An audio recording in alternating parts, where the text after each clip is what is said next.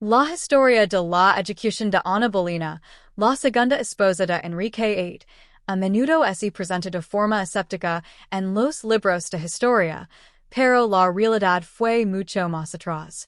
Más allá del horrible detalle fisiológico de que una cabeza decapitada puede permanecer consciente hasta por 30 segundos, un lapso final de conciencia donde los ojos podrían parpadear y los labios intentar hablar mientras la vida es desvenís. El verdadero horror de los últimos momentos de Ana radica en la tortura psicológica. No fue simplemente un golpe de espada. Fue un espectáculo político meticulosamente calculado, diseñado no solo para destruir su cuerpo, sino también para aniquilar su legado. Esta ejecución ejemplificó la brutalidad del sistema de justicia Tudor, donde la muerte era solo la culminación de una humiliación cuidadosamente orquestada.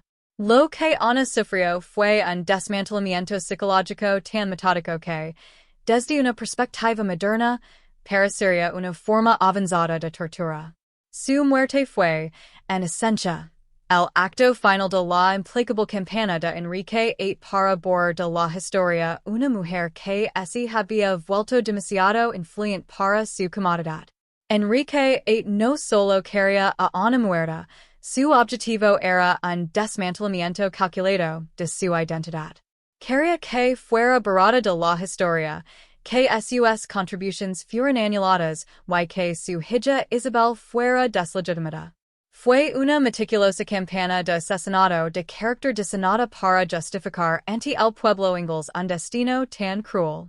En los días previos a su muerte, fue obligada a escuchar lúgubres relatos fabricados de su supuesta deprivación sexual, acusaciones tan disparatadas que cualquier tribunal moderno las desestimaría. Su última noche la pasó en oración y insomnio, buscando la Eucaristía a las 2 de la madrugada. Al amanecer, la vio riendo con sus demás, una reacción extraña, que sugiere un colapso psicológico, no paz. Las programaciones y reprogramaciones de su ejecución prolongaron intencionadamente la agonía de la incertidumbre. Finalmente, en su caminata final de sus aposentos al patíbulo, fue flanqueada por guardias, no por respeto, y observada con la fría indiferencia de la corte que alguna vez se inclinó ante ella. La ejecución como espectáculo calculado.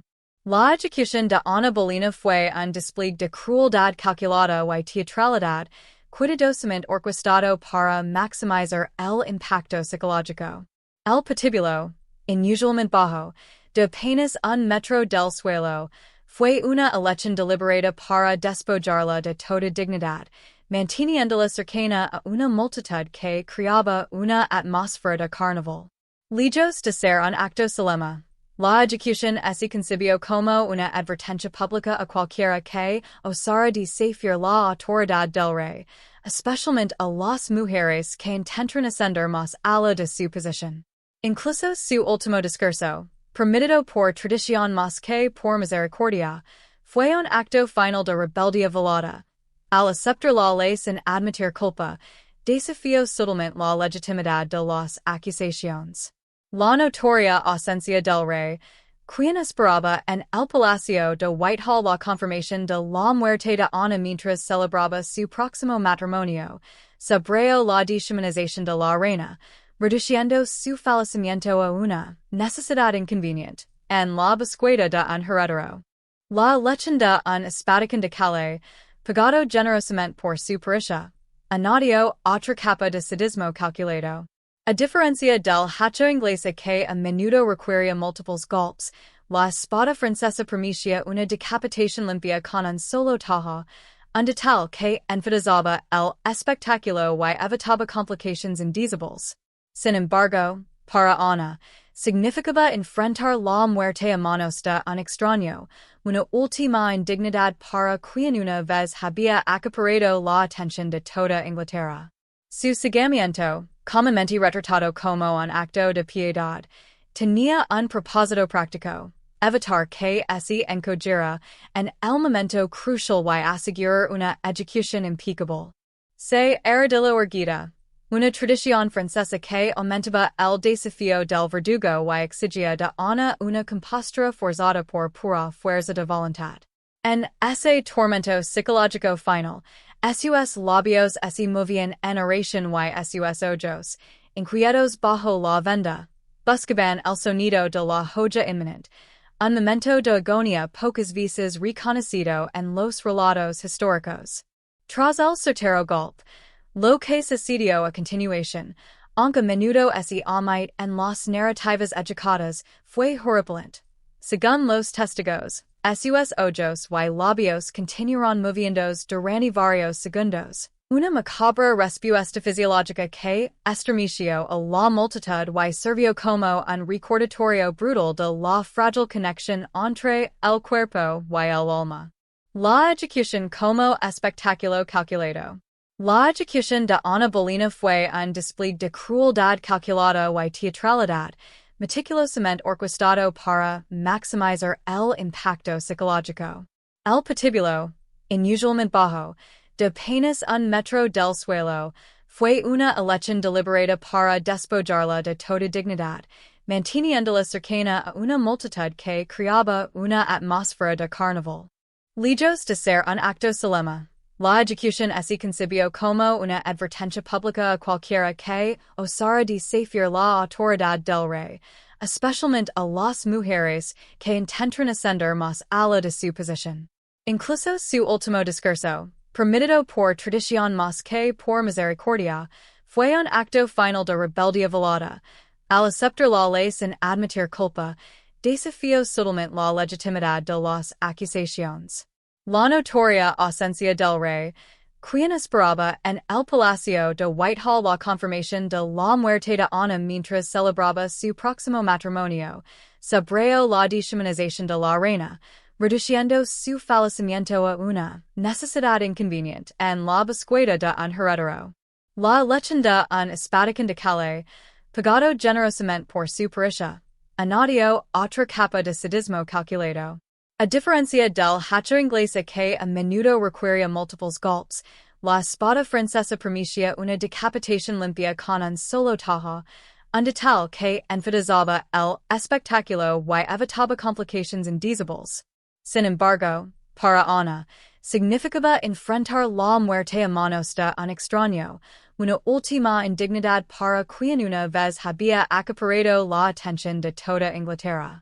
Su seguimiento, comúnmente retratado como un acto de piedad, tenía un propósito práctico, evitar que se encogiera en el momento crucial y asegurar una ejecución impecable. Se era de lo erguida, una tradición francesa que aumentaba el desafío del verdugo y exigía de una compostura forzada por pura fuerza de voluntad. En ese tormento psicológico final, sus labios se movían en oración y sus ojos, inquietos bajo la venda, buscaban el sonido de la joya inminente, un momento de agonía pocas veces reconocido en los relatos históricos. Tras el certero golpe, lo que sucedió a continuación, aunque a menudo se omite en las narrativas educadas, fue horripilante. Según los testigos, sus ojos y labios continuaron moviéndose durante varios segundos. Una macabra respuesta fisiológica que estremeció a la multitud y sirvió como un recordatorio brutal de la frágil conexión entre el cuerpo y el alma. Barato y trauma post-ejecución. La crueldad hacia Ana Bolena no cesó con el golpe de la espada. Por el contrario, la campaña de Enrique VIII para borrarla de la existencia se intensificó. Un detalle escalofriante de la inmensa falta de respeto fue la ausencia de un estado adecuado. Sus damas de compañía, sumidas en el horror, tuvieron que usar apresuradamente un arcón de flechas para sus restos. Fue enterrada de forma igualmente apresurada en una fosa sin marcar dentro de la capilla de la torre, sin una ceremonia cristiana adecuada, como el rey esperara que su memoria se desvaneciera tan rápido como su vida. La campaña de Barato de Enrique fue implacable. Los retratos de Ana fueron destruidos, sus emblemas reales cincelados de las paredes del palacio, y la simplemente de su nombre podía acarrear el de favor real. Esta violencia trascendió la muerte, representando un intento calculado de aniquilar no solo a una persona, sino todo su legado. El trauma de la ejecución se extendió mucho más a la aduana.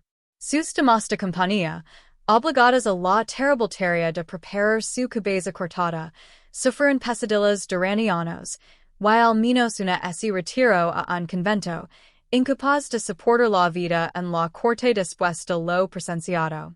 Este impacto psicológico creó un clima de miedo que permeó la corte de Enrique por el resto de su reinado. La crueldad también se extendió a su hija, la pequeña Isabel, quien, con menos de 3 años, fue declarada ilegítima, despojada de su estatus y de los lujos a los que estaba acostumbrada, convirtiéndose efectivamente en una huérfana. La experiencia sensorial de la ejecución era abrumadora. El hedor de la sangre de ejecuciones anteriores, las moscas zumbando, el rígido manipulado de la multitud diseñada para desorientar y aterrorizar, y los abucheos de una población incitada a verla como bruja y adulta, todo ello formaba parte esencial de la humiliación pública. Aunque la cultura popular a menudo romanticiza el último discurso de Ana como un momento de digna rebeldía, la realidad fue más matizada. Sus palabras, cuidadosamente medidas para no ofender al rey y proteger el futuro de su hija, representaron la censura máxima, en lugar de una libre expresión. El frío profesionalismo del verdugo, quien había sido especialmente importado de Francia y había practicado en animales, redujo la muerte de Ana a un desafío técnico, deshumanizando completamente el acto. La singularidad de la espada francesa, más afilada y ponderada de manera diferente al hacha inglesa, garantizaba una decapitación limpia, convirtiendo incluso el método de su muerte en parte del espectáculo. El lamento del poeta Thomas Wyatt, encarcelado en la torre y obligado a presenciar la ejecución de quien alguna vez admiró, sobre la pequeña garganta que había tenido tantas joyas colgando de ella, capturó la grotesca transformación de Ana. Su cabeza fue exhibida en alto para la multitud, una práctica tradicional para confirmar la sentencia, antes de ser envuelta en lino por sus demás. El barato de su tumba, sin marcader y desconocida durante siglos, fue la culminación de la campaña de Enrique para eliminarla no solo de la vida, sino de la historia misma. Los propagandistas del rey trabajaron diligentemente para manipular la narrativa pública y la rápida normalización de la vida de Enrique VIII, comprometiéndose al día siguiente y casándose 2 semanas después, reveló que la ejecución fue simplemente una solución conveniente a un problema político. Ana no había proporcionado un heredero varón, por lo que fue eliminada y reemplazada, subordinando su tragedia personal a la razón de Estado.